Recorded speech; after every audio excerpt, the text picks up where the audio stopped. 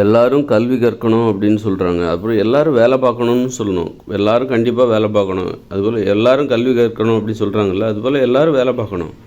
எதுக்காக எல்லாரும் கல்வி கற்கணும்னு சொல்கிறாங்க? அப்போ தான் அவங்க வாழ்க்கை நல்லாயிருக்கும். வெறும் கல்வி கற்று வீட்டிலே உட்காந்துக்கிட்டால் வாழ்க்கை நல்லாயிருமா? வேலைக்கு போனால் தானே அவங்க வாழ்க்கை நல்லாயிருக்கும். அப்போ கல்வி கற்றுக் கொடுக்குறதோட நோக்கம் என்ன நோக்கம்? பிள்ளைகளோட எதிர்காலம் நல்லாயிருக்கும். அதனால் கண்டிப்பாக எல்லோரும் கல்வி கற்றுக்கணும் அப்படிங்கிறத. எதிர்காலம் எப்படி நல்லாயிருக்கும்? கல்வி கற்றுக்கிட்டு வீட்டில் உட்காந்தாக்கா நல்லா இருக்குமா? அப்போ கண்டிப்பாக வேலை செய்யணும். வேலை செஞ்சால் தான் நல்லாயிருக்கும். அப்போ அதுக்கு தான் கல்வி என்பது வேலைக்காகத்தான்.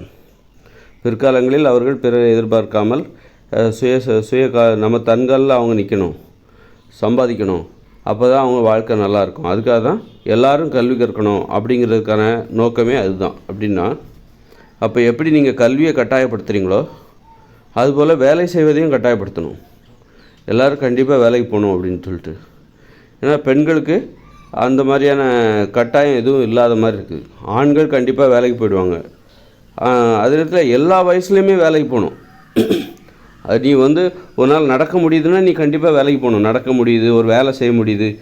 60 வயசுக்கு அப்புறம் ரிட்டையர்மெண்ட் அப்படிங்கிற இதுவே வச்சுக்கக்கூடாது.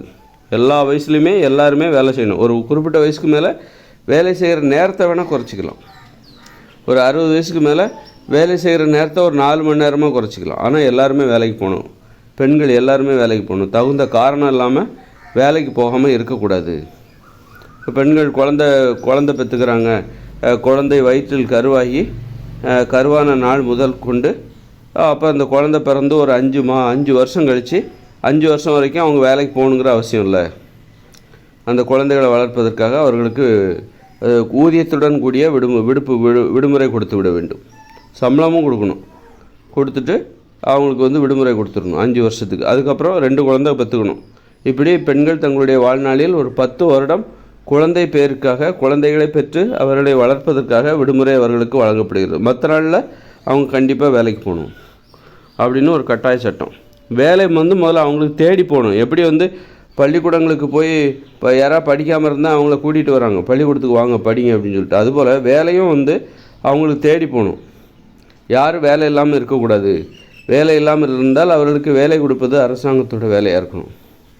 அவருடைய கல்வி தகுதிக்கு தகுந்தாற் போன்று வேலையை கொடுக்க வேண்டும். அப்போ வேலைக்காக யாரும் போராடக்கூடாது. நீ உனது தகுதிக்காக போராடு. உன்னுடைய வேலை தானாக சேரும். அந்த வேலையை செய்ய வேண்டியது அரசாங்கத்தோட வேலை. எப்படி கல்வி கற்றுக்கிறது? யாரும் இப்போ எனக்கு கல்வி கற்றுக்கணும், சின்ன பசங்களுக்கு கல்வி கற்றுக்கணும் அப்படின்னா அரசாங்கம் அதற்கான எல்லா ஏற்பாடையும் செய்தில்லை. அது மாதிரி வேலைக்கான ஏற்பாடுகளே அரசாங்கம் செய்யணும். வேலை கிடைக்காம போயிடும் அப்படிங்கிற பயம் யாருக்குமே இருக்கக்கூடாது. பெண்களுக்கு இருக்கக்கூடாது, ஆண்களுக்கு இருக்கக்கூடாது. அதே நேரத்தில் தன்னுடைய தகுதிக்கு தகுந்த வேலையை தான் ஒரு அரசாங்கம் ஏற்பாடு செய்து கொடுக்கும்.